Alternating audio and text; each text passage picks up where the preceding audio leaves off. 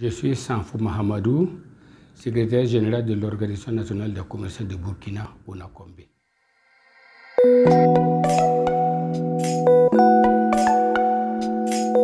Merci beaucoup. Le gouverneur Tambela, nous l'apprécions à sa juste valeur. Seulement, nous avons eu vraiment un désespoir, vraiment, quand nous avons appris la nomination du ministre du Commerce, en la personne de M. Nagalo Donatien. Parce que nous avons dit que c'est un gouvernement de combat, un gouvernement de crise. Il faudrait vraiment prendre soin, faire des investigations, savoir placer les nouvelles autorités pour que le calme revienne et que le Burkinabé, surtout dans le monde du commerce, regagne leur quiétude.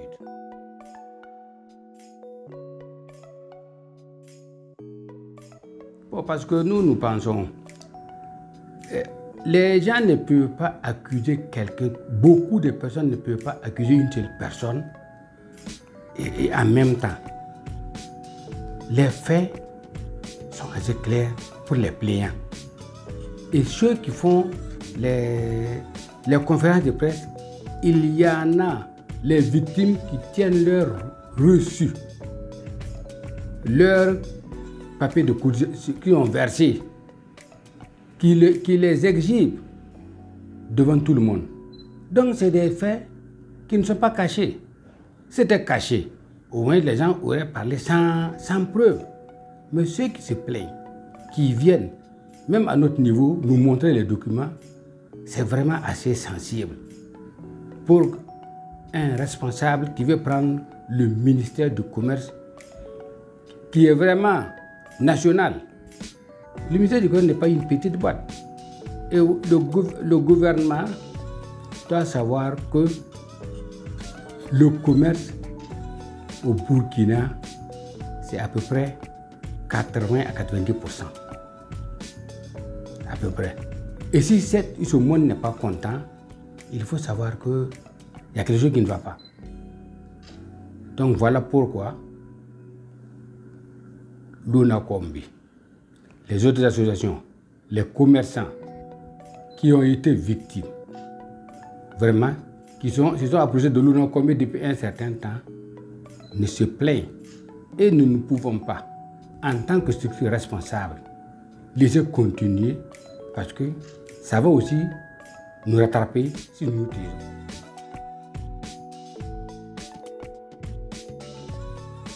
L'Onakombe ne pose pas plainte. L'Onakombe n'est jamais contre une personne. L'Onakombe veut la bonne marche du commerce. Donc, les plaignants ont commencé leur démarche. C'est-à-dire l'Onakombe, c'est une structure qui regroupe beaucoup de commerçants. Et il y a des commerçants qui sont victimes. L'Onakombe en tant que tel n'est pas un commerçant.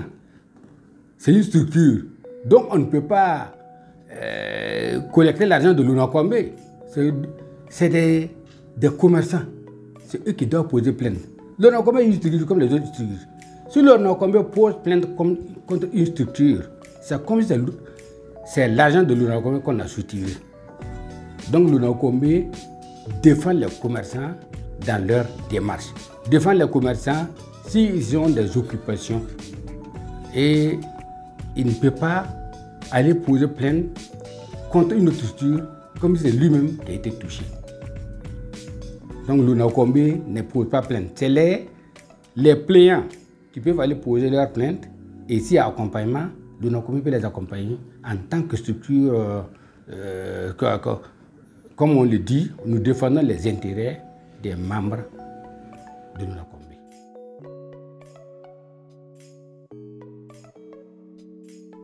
Et ceux qui disent ça, je ne sais pas s'ils ont mesuré l'ampleur. Je voudrais que les gens mesurent l'ampleur d'une situation avant de toujours dire qu'il y a une instrumentalisation. Celui qui instrumentalise là, il est comment?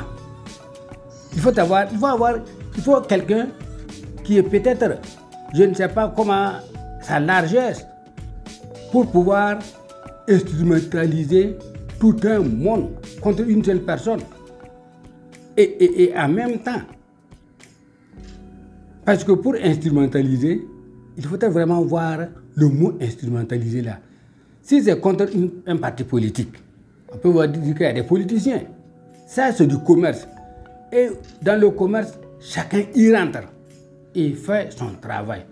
Donc, c'est celui qui est touché qui se plaint. On ne peut pas instruire un commerçant qui a son argent de se lever faire quelque chose. Celui qui se plaint là, il sait ce qu'il veut et c'est son argent qui est dans ça.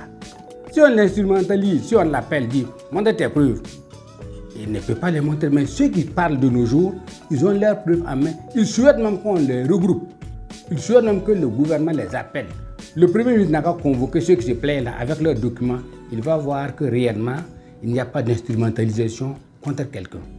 Et ce n'est pas le seul ministre du gouvernement de M. Kellem, du Premier ministre Kellem. Il y a beaucoup de ministres. Pourquoi dans cette boîte, il y a beaucoup de plaintes? C'est qu'elle est sensible. Dans les autres ministères, ils sont comme les autres. Mais là-bas, même si les gens parlent de plaintes, il n'y en a pas. Mais les commerçants sont sortis. Parce qu'ils se sentent vraiment lésés. Ils se sentent vraiment lésés. Et c'est une situation vraiment que nous voulons que le Premier ministre prenne au sérieux. Parce que de jour en jour, ça ne fait que s'enflammer et ça ne fait que continuer. Alors que nous ne sommes pas au temps des manifestations. Les gens ont dit que le monsieur n'est pas, ne leur convient pas automatiquement. Si c'est pour eux que vous le nommez, changer de stratégie. Si c'est pour les commerçants en tout cas. Maintenant, s'il y a autre chose, les commerçants en tout cas vont continuer à faire leurs manifestations. Et maintenant pour travailler, ça peut être un peu compliqué parce que tu ne peux pas travailler avec quelqu'un dont tu ne peux pas échanger. Donc il n'y a pas d'instrumentalisation dans ça. C'est des gens qui sont touchés.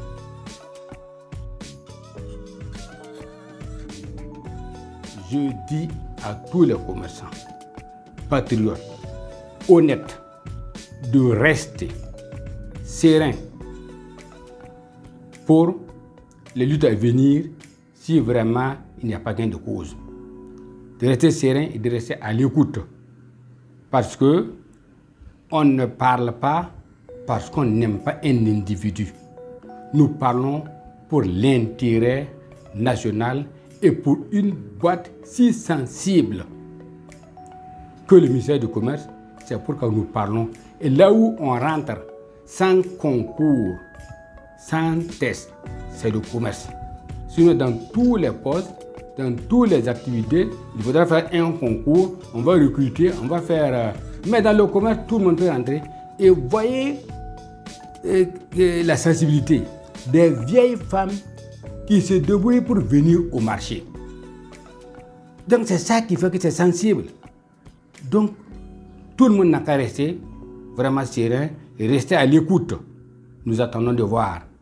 Nous pensons que monsieur le Premier ministre, M. Kellem, entendra et comprendra que ce n'est pas une situation, ce n'est pas son gouvernement que les gens n'aiment pas.